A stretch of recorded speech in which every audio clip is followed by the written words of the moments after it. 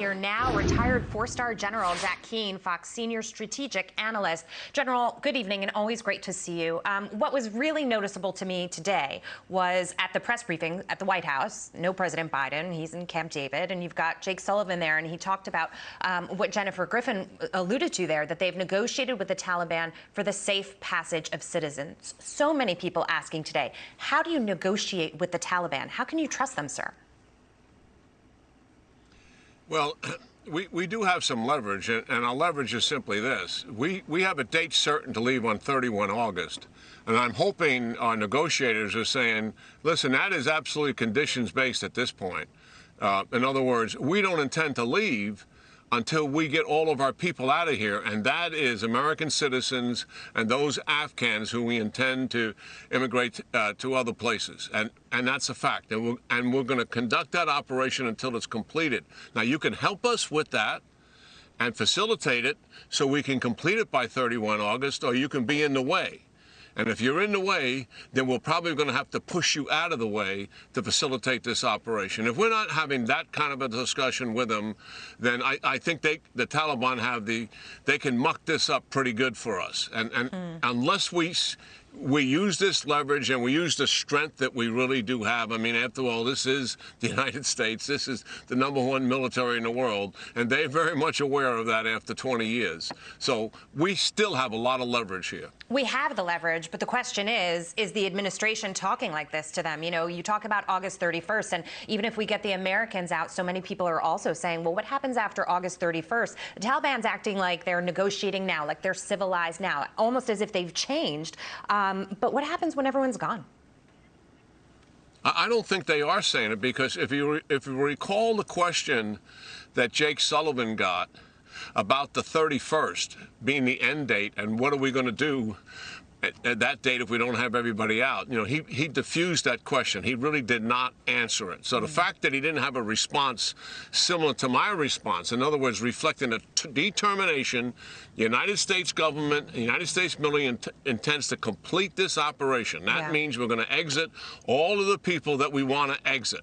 And either you're going to help us with that, or we're going to have to do it without your help. One way or the other, we intend to do that. He didn't say anything like that. Yeah. The fact that he didn't answer the question begs the question how much determination we have to complete the mission. And you wonder, because you look at how they approached this, even though the intelligence was there to suggest that there would be chaos on the ground, they let the chaos unfold, and then they sent more troops to try to stabilize it. You'd think that you'd try to, you know, if you knew that was coming, that you would try to stabilize things first before you started to move people out.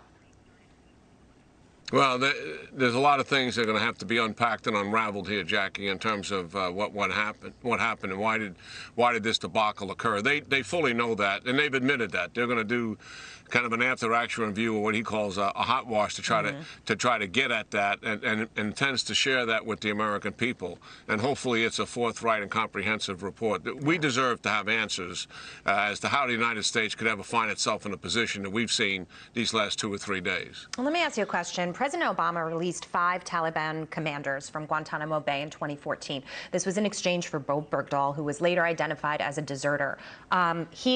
We are now seeing reports and indications that one of these Taliban leaders, at least, is sort of at the forefront of negotiations and a face person. President Obama told us that would never happen. Yeah, well, that was rubbish at the time, to be frank about it. I mean, I don't like to talk about a president that way, but all of us said, listen, these guys are all going to get back into the fight if they want to get back into the fight, unless they have health issues. And they're going to be welcomed back into the fight as iconic heroes who had spent all of these years in Guantanamo Bay. And they want them visible, because they're celebrated people as a result of having spent that time in an American jailhouse. So everybody knew that they were going to get back into this. Listen, which was horrific just happened recently, is we muscled President Ghani to release 5,000 Taliban and al-Qaeda prisoners that we had, and Ghani said 600 of them are the worst of the worst. They're mass casualty producers. We should not let them back out. And Trump administration government officials muscled him to release those, and they're all back into the fight. General, real quick before I let you go, many people questioning the fate of Afghan women on the ground. The Taliban saying that, they'll work with them, that they want them to hold posts in the government, et cetera. But do you really think that that's possible, given what we've seen in the past? Well, anything's possible. I think it's highly unlikely, just as you mentioned, given their historic traditions and norms. I mean, when they're saying we're going to respect the rights of women, that means respect the rights of women in accordance with their version of Islamic law, which means no movement out of the house without a male, no job for sure, and no education for sure, and completely being covered up and somewhat subjugated.